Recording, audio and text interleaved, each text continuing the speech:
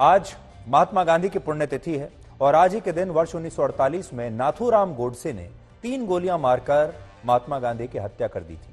ये सब कुछ आप अपने स्कूल की किताबों में पढ़ चुके होंगे, कॉलेज की किताबों में पढ़ चुके होंगे, इतिहास की किताबों में आपने पढ़ा होगा और आपने इस तथ्य को भी ऐसे ही रट लिया होगा जैसे आप अपनी कोर्स की किताबों को अक्सर इम्तिहान पास करने के लिए रट लेते हैं, बिना उनका मतलब जाने, बिना उनकी पृष्ठभूमि जाने।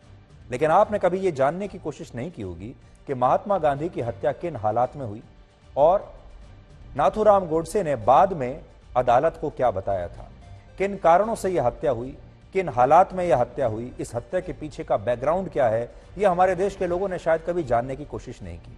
आज आपको महात्मा गांधी की हत्या की तिथि पता है और आप ये जानते हैं कि उनकी हत्या गोडसे ने की थी।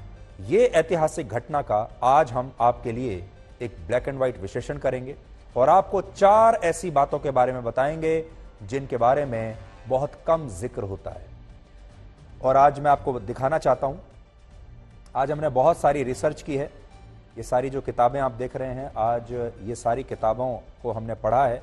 ये सब किताबें महात्मा गांधी के बारे में हैं, उनकी हत्या क्यों हुई, कैसे हुई, किन हालात में हुई, अलग अलग उस जमाने के जो बड़े बड़े लेखक हैं, ऑथर्स हैं, जो इतिहासकार हैं, उन्होंने इस हत्या का जिक्र कैसे किया है, ये सब आज हमने इन किताबों में पढ़ा है और इनसे हमें क्या पता चला वो आज हम आपके साथ शेयर करेंगे, जिससे आप भी हैरान रह जाएंगे, क्योंकि आपको ये बात पता होनी चाहिए।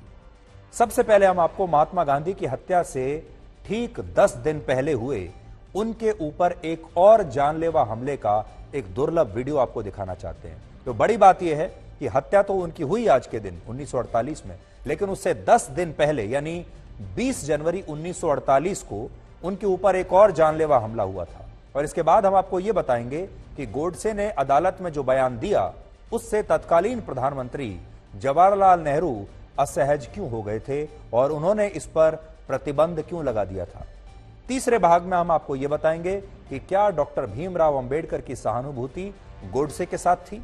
और आज इस बात का भी विश्लेषण होगा कि महात्मा गांधी मीडिया में सबसे ज्यादा छपने वाले नेता कैसे बने और वर्ष 1948 में उनकी अंतिम यात्रा का वीडियो दुनिया भर में सबसे ज्यादा देखे जाने वाले वीडियोज में एक था।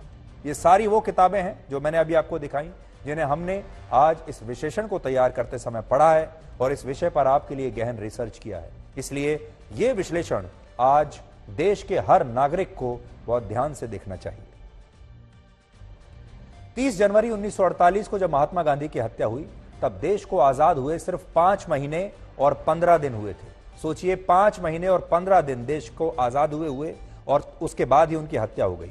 बहुत कम लोग शायद ये जानते होंगे कि जब गांधी जी की हत्या की साजिश रची गई तब शुरुआत में यह तय नहीं हुआ था कि यह हत्या नाथूराम गोडसे द्वारा की जाएगी। यानी हत्या की साजिश रची जा रही थी, लेकिन यह तय नहीं हुआ था कि हत्या कौन करेगा। हिंदू महासभा के कुछ कार्यकर्ताओं और लोगों द्वारा इस संदर्भ में गुप्त बैठकें की गई, लेकिन इन बैठकों में कहीं भी इस बात का जिक्र नहीं था कि महात्मा गांधी पर गोली गोडसे चलाएंगे या कोई और चलाएगा।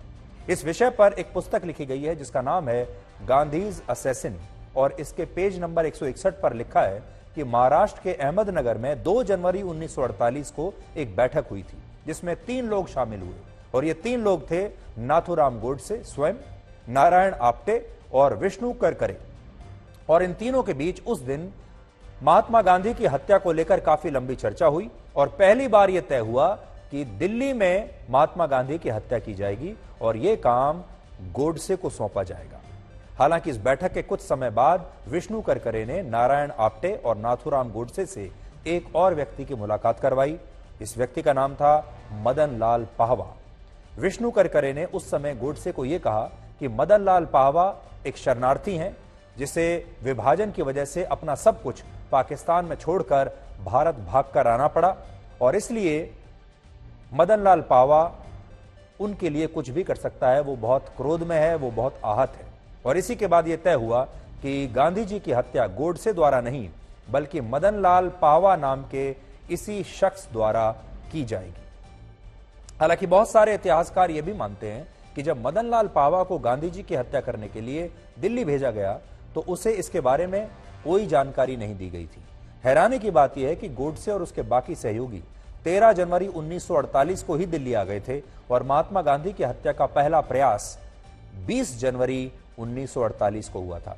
यह बड़ी बात आज हम आपको यह बता रहे हैं कि 20 जनवरी 1948 को भी महात्मा गांधी की हत्या की कोशिश हुई थी, यानी उनकी हत्या से 10 दिन पहले भी उन पर यह जानलेवा हमला हुआ था जिसमें वो बाल बाल बच गए थे। और आज हम आपको वही तस्वीरें दिखा रहे हैं उसी हमले की।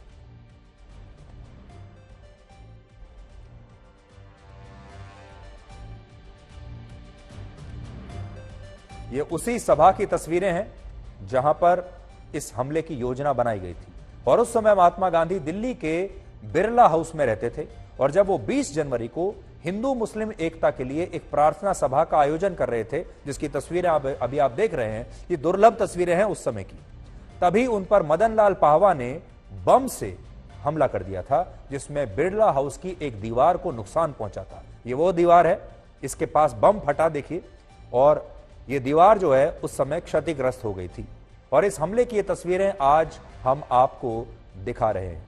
यही वो दीवार है बिरला हाउस की जिसके पास ये बम फटा, दीवार देखिए क्षतिग्रस्त हो गई, गिर गई। महात्मा गांधी पर यह हमला होना था। हालांकि इस हमले से महात्मा गांधी बिल्कुल भी विचलित नहीं हुए और उन्हें लगा कि यह शायद कोई मिलिट्री ड्रिल है और इसलिए उन्होंने लोगों से इस हमले के तुरंत बाद कहा कि किसी को डरने की कोई जरूरत नहीं है और वहां कुछ नहीं हुआ है, ऐसा महात्मा गांधी ने वहां मौजूद लोगों से कहा।